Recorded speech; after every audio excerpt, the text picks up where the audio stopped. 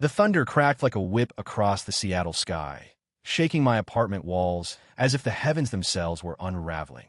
I clutched the rickety ladder, heart pounding not just from the storm, but from the sparks showering down from my ceiling fan, inches from igniting the curtains into a blaze of regret. In that frozen instant, as the lights flickered and died, I realized with a gut-wrenching clarity that calling my neighbor, the straight, married guy next door, might be the spark that truly set my life on fire. Rain hammered the windows like impatient fingers, blurring the neon glow of the city lights outside my Capitol Hill apartment. I was Alex Rivera, 28, a freelance graphic designer whose days blurred into nights of sketches and solitude. Ever since my last boyfriend ghosted me 6 months ago, leaving behind nothing but a half-empty coffee mug and a heart stitched with invisible scars. That mug still sat on my kitchen counter, a silent sentinel to my loneliness, as I wiped sweat from my brow and dialed Jordan Hale's number. We'd exchanged pleasantries in the hallway. Him with his easy smile and calloused hands that screamed blue-collar reliability, me with my awkward waves and the faint hope that one day he'd see past the thin walls between us. Jordan picked up on the second ring, his voice a low rumble over the static. "Alex, everything okay over there?" There was genuine concern in his tone, the kind that made my stomach twist in ways it shouldn't. I stammered about the fan, the sparks, the storm turning my living room into a war zone. "On my way," he said, and hung up before I could overthink it. Minutes later, a knock echoed through the dark, and there he was, 30 years old, broad-shouldered frame filling the doorway, toolbox in one hand, a flashlight in the other. Water dripped from his blonde hair, darkening the collar of his flannel shirt, and his blue eyes scanned the room with that practical focus that always left me feeling seen, even if he didn't mean to. "Jesus, this place is a mess," he chuckled, stepping inside without waiting for an invitation, his boots leaving faint mud prints on my rug. The scent of rain and sawdust followed him, mingling with the ozone tang from the fried wiring. I watched as he set down his tools, his muscles flexing under the damp fabric, arms honed from years of carpentry, a life he'd chosen after ditching college for the steady swing of a hammer. Jordan was the epitome of straight-laced Americana. Married once, divorced 2 years back to a woman named Sarah who couldn't handle his long hours, now single and dating sporadically, or so the hallway gossip went. He was the guy who mowed his tiny balcony garden at dawn, waved at kids in the building, and fixed leaky faucets for widows down the hall. Safe. Unattainable. I handed him a towel, our fingers brushing in that accidental way that sent a jolt through me sharper than the lightning outside. "Thanks for coming over on a night like this," I said, forcing my voice steady. "I didn't know who else to call. My landlord's useless." He dried his face, grinning that lopsided smile that crinkled the corners of his eyes. "We're neighbors for. Besides, beats sitting alone with a beer and bad TV." There was a flicker in his gaze then, something weary, unspoken, before he turned to the ladder, testing its rungs with a firm grip. "All right, let's get this sorted before you burn the building down." As he climbed, the storm's fury seemed to mirror the chaos in my chest. I stood below, holding the flashlight steady, its beam catching the sweat beading on his neck, the way his shirt clung to his back. Every creak of the ladder felt like a countdown to disaster, a revelation. We talked to fill the silence, about the relentless Seattle drizzle that never quite let up, his latest job framing a deck for a tech bro in Bellevue, my latest client brief on branding a queer-owned coffee shop downtown. "Sounds rewarding," he said, twisting wires with practiced ease. "Putting stories out there like that makes the world a little less gray." His words hung there, heavy with subtext I dared not unpack. The fan word back to life with a tentative spin, casting shadows that danced across his face like secrets begging to be told. He descended, wiping his hands on his jeans, and for a moment we just stood there, the hum of the blades the only sound besides our breathing. "All fixed," he announced, but his eyes lingered on mine a beat too long, as if the repair had unearthed something neither of us expected. I offered him a beer from the fridge, cold, local craft from a brewery in Fremont, to thank him, and he accepted with a nod, sinking onto my worn leather couch like he belonged there. The storm raged on, but inside, the air thickened with possibility. We clinked bottles, the glass cool against my palm, and conversation flowed easier than it should have between a guy like me and a man who'd never once glanced my way with anything but neighborly warmth. He talked about his divorce, the raw edges still fresh, how Sarah had wanted kids he wasn't sure he could give, how the silence after she left echoed louder than any argument. Feels like I'm just drifting sometimes, he admitted, staring into the foam. Like life's a half-built house, waiting for the right blueprint. My heart ached for him, that vulnerability cracking his rugged facade. You're not drifting, I said softly, leaning forward. You're the guy who fixes things. For everyone else. Our knees brushed on the couch, an innocent accident that ignited a spark low in my belly. He didn't pull away. Instead, he met my eyes, and in that blue depths, I saw confusion, curiosity, a storm of his own brewing. The thunder rolled again, closer now, vibrating through the floorboards. Jordan set his beer down, running a hand through his damp hair. Alex, can I ask you something personal? His voice was quieter, laced with hesitation. I nodded, pulse thundering. You got this. Lied about you. Even after whatever broke you before. How do you do that? Keep shining when everything's pouring down. The question hit like a confession, stripping me bare. I thought of the nights I cried into my pillow, the apps swiped left on profiles that promised nothing, the mirror that reflected a man still learning to love the reflection staring back. I don't always, I whispered. But I try. Because hiding it? That just makes the rain hit harder. He leaned in then, not quite touching, but close enough that I could feel the heat radiating from him, smell the faint cedar of his cologne mixed with rain. The fan spun lazily above us, stirring the air into eddies of tension. I envy that, he murmured. The bravery. And in that moment, as lightning flashed, illuminating the sharp line of his jaw, I wondered if the world was about to spin off its axis. We sat like that for what felt like hours, though the clock on the wall ticked only minutes past midnight. Jordan's stories unfolded like blueprints of a life I'd only glimpsed through thin walls. Growing up in a small Oregon town, where football fields were churches and secrets stayed buried under layers of flannel and denial. Dad was a logger, Mom a teacher, he said, his fingers tracing the label on his bottle. They loved hard, fought harder, taught me to build things that last. But his marriage hadn't lasted, crumbling under the weight of unspoken needs, leaving him adrift in a city that chewed up dreams and spat out husks. I shared fragments of my own patchwork past, raised by a single mom in Tacoma, her fierce love a shield against a world that whispered different like a curse. Coming out at 18 had been a quiet rebellion, met with her hug and a promise to fight any storm that came. She calls me her rainbow warrior. I laughed, but the sound caught in my throat as Jordan's gaze softened, seeing me, not the neighbor, not the gay guy down the hall, but Alex, raw and real. The beer warmed us from the inside, loosening tongues and guards. He asked about my art, genuinely curious, so I pulled out my laptop, the screen glowing with vibrant designs, swirling colors for pride campaigns, tender illustrations of hands intertwined across divides. This one's for a nonprofit, I explained, pointing to a piece of two silhouettes against the sunset, one hand reaching, the other hesitating. About bridging gaps you didn't know were there. Jordan's breath hitched, his shoulder brushing mine as he leaned closer. Beautiful, he said, and I swear the word carried weight beyond the pixels. The storm outside had eased to a steady patter, but inside, the air crackled with unspoken electricity.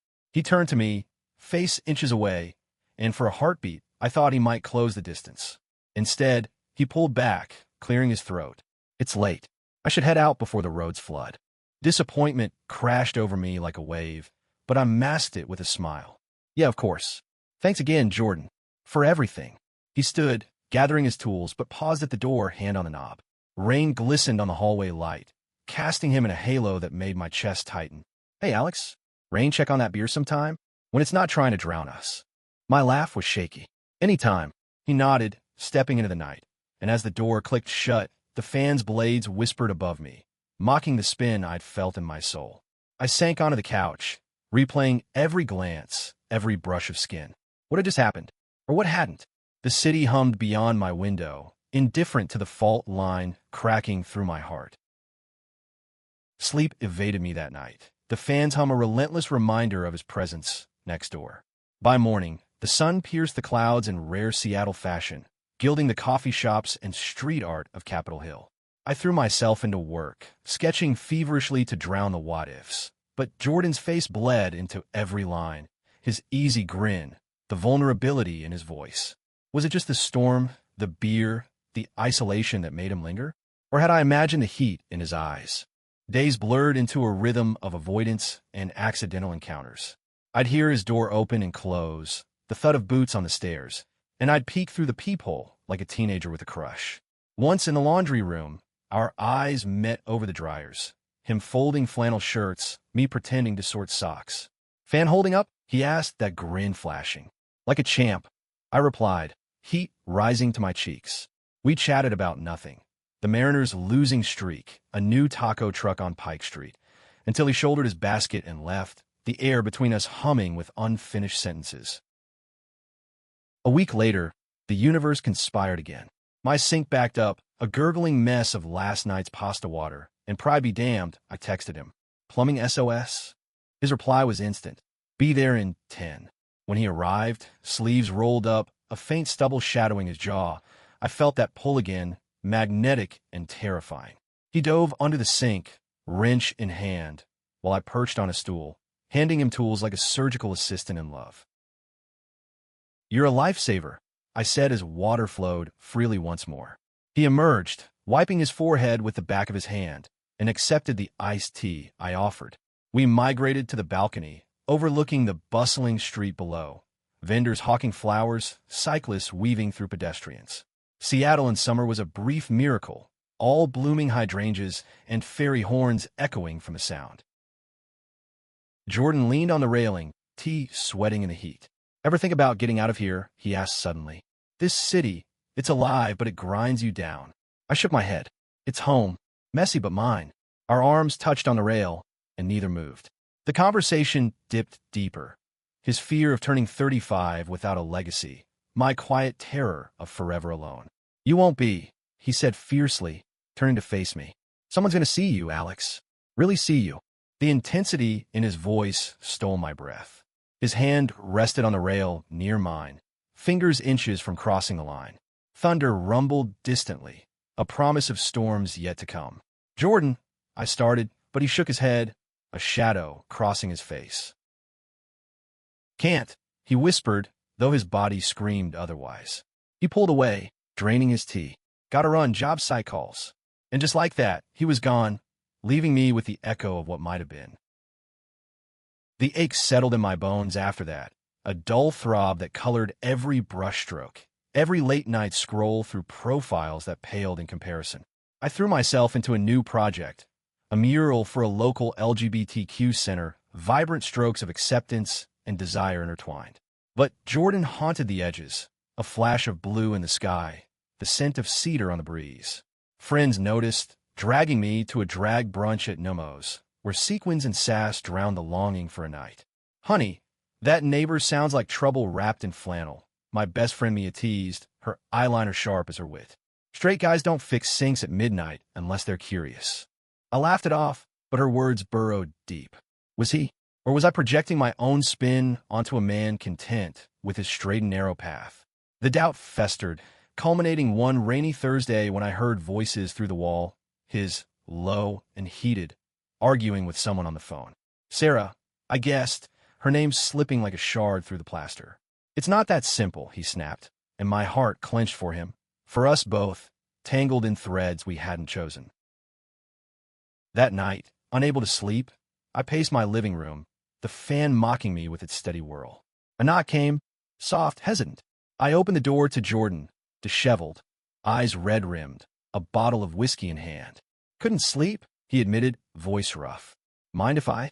I stepped aside, and he entered like a shadow, seeking light. We didn't speak at first, just poured glasses and sat on the floor, backs against the couch, the storm outside a symphony to our silence. Finally, he broke it. "Sarah called. Want to try again. Says she misses the life we had." His words landed like blows, each one cracking the fragile hope I'd built. "And you?" I asked, barely above a whisper. He stared at the amber liquid, swirling it. "I don't know anymore. That life, it fit once. But now," he trailed off, glancing at me, and the air thickened, charged with the unsaid. The whiskey burned going down, loosening the knots. He talked of doubts long buried, college experiments dismissed as phase, a high school kiss with a teammate chalked up to beer. Always pushed it down, built walls instead. His hand found mine on the carpet, tentative, then firm. Until you. Time fractured. His thumb traced my knuckles, a question in the touch. I turned, our faces close, breaths mingling. Jordan, I breathed, and he closed the gap. Not with force, but with a hunger starved too long. His lips on mine were fire and rain, tentative exploration blooming into desperation. Hands roamed, mine in his hair, his cupping my face, as the world narrowed to this. Him, me, the spin we'd both denied. We broke apart, gasping, foreheads pressed. This changes everything, he murmured, fear and wonder warring his eyes. I nodded, heart soaring. Then let's change it. But as he kissed me again, deeper, the phone buzzed, Sarah's name flashing. Reality crashed in, and he pulled back, haunted. I need time, he said, fleeing into the night. The days that followed were a whirlwind of ghosting and glimpses. Jordan avoided my door, his truck absent from the lot more nights than not. Job sites, I told myself, not escape. I buried in work, the mural taking shape with furious color. Lovers embracing amid tempests, a testament to holding on. Mia cornered me at a coffee shop on Broadway, her concern sharp. He's running scared, babe. Straight privilege meets self-discovery. It's a mess. She was right. Whispers from the building confirmed he'd been seen at bars downtown, nursing drinks with old buddies, laughing too loud. One evening, desperation clawed me awake from a nightmare of empty hallways. I knocked on his door, resolve stealing my spine. He answered in sweats, hollow-eyed, stubble thick. Alex, I know. I cut in, stepping inside. His apartment mirrored mine, but warmer. Tools scattered, photos of family on shelves, a half-read book on carpentry philosophy. Talk to me. Really. He sank onto his couch, head in hands. It's tearing me apart. Sarah's pushing, friend would freak, and me? I look at you and feel. Alive. Terrified, but alive. Tears tracked his cheeks, and I knelt before him, taking his hands. Then feel it. With me. Our kiss reignited, slower this time. A promise forged in vulnerability. Clothes shed like old skins, bodies mapping uncharted territories. His strength yielding to my tenderness. Whispers of sorry, melting into moans of discovery. After, tangled in sheets, he traced my spine. What now? I smiled against his chest. We build. Together. But dawn brought shadows. A text from Sarah, an invitation to talk. He showed me, guilt etching lines on his face. I have to end it clean. The confrontation came that weekend at a park overlooking Lake Union, kayaks dotting the water like hopeful specks. Sarah arrived poised, her dark hair in a neat bun, eyes sharp with hurt. Jordan's voice cracked as he explained. Not details, but the truth. I'm not the man you married anymore. She glanced at me, waiting on a bench, and something passed. Understanding, perhaps pity. He loves you, she said softly, walking away with dignity that shamed us both. Freedom tasted bittersweet. Jordan moved tentatively, a hand on my back in the hallway, stolen kisses in the stairwell. But the world intruded. His buddy Mark cornered him at a game, slurs slipping like knives. Heard you're going queer? What the hell, man? Jordan shoved back, voice thunder. It's not your business. It's mine. The fight spilled words long damned. Acceptance demanded, lines drawn in the sand of brotherhood. I waited at home, fear gnawing, until he burst in, bruised lip and blazing eyes. Told him off. For us. We collapsed together, healing wounds with touch, laughter bubbling through tears. You're my blueprint, he whispered, and I believed him. Summer waned into autumn, leaves turning gold like the light in his eyes. We navigated the spin. Therapy sessions where he unpacked closets, cracked open, pride parades where I held his hand high, quiet dinners where stories wove our lives into one. Challenges came, a job loss for him, a family call for mine laced with cautious questions. But we fixed them, side by side, stronger for the fractures. One crisp October evening, as the fan spun lazily above our shared space, his tools now mingling with my sketches, Jordan knelt, ring in hand, simple silver band glinting. Alex Rivera, you turn my world upside down. Marry me? Let's keep spinning. Tears blurred my yes, and in that embrace, under the hum of blades that once sparked chaos, we found our rhythm. Two men, once neighbors, now forever. Proof that love, in all its terrifying spin, builds what storms cannot break. The ceremony was small, intimate, a rooftop affair in Capitol Hill, fairy lights strung against the dusk, the Space Needle winking approval. Mia officiated, her vows a riot of humor and heart. May your love be as unbreakable as Jordan's hammers and as colorful as Alex's dreams. Friends mingled, his, wary at first, now toasting with genuine warmth. Mine, embracing the man who'd braved the gale for their friend. Sarah even came, a quiet guest with a smile that spoke of paths diverged but not destroyed. As we danced under the stars, his hand steady in mine, I felt the full circle, from that stormy night, sparks flying, to this grounded alive. Worth the spin, he murmured, breath warm on my neck. I pulled him closer. Every revolution. In the years that followed, our home grew, adopted rescue dogs romping through rooms we'd renovated together, his carpentry blending with my art in murals of memory. Challenges lingered, society's side eyes, family holidays laced with questions, but they paled against the value we'd forged, self-acceptance not as a solitary shine, but shared blaze. Jordan mentored queer youth at the center, hammers teaching hands to build without fear. I designed campaigns that spun narratives of love unbound. And on quiet nights, as the fan whispered above our bed, I traced the lines of his face, remembering the boy next door who'd fixed more than wires. In him, I'd found not just a partner, but a mirror, proof that straight lines bend toward truth, that worlds spin not to dizzy us, but to align us home. Love, in its raw, human spin, redeems us all.